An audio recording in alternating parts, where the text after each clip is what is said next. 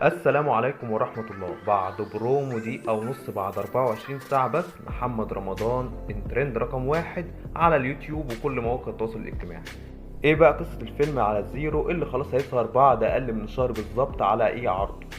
بتدور احداث الفيلم حول حمزة الملقب بدراجونز اللي بيشتغل دي جي في احد السهرات الليلية، كمان عايش مع ابنه طول الوقت بعد وفاة زوجته، وبالرغم من كده بيعيش معاناة طول الفيلم مع ابنه بسبب مرض ابنه، وبيطلب منه مبلغ مالي كبير جدا، وده كان بيتدلل عليه على دراجون في الوقت ده، عشان كده بيضطر انه ينضم لأحد المافيا لتجار الأعضاء البشرية.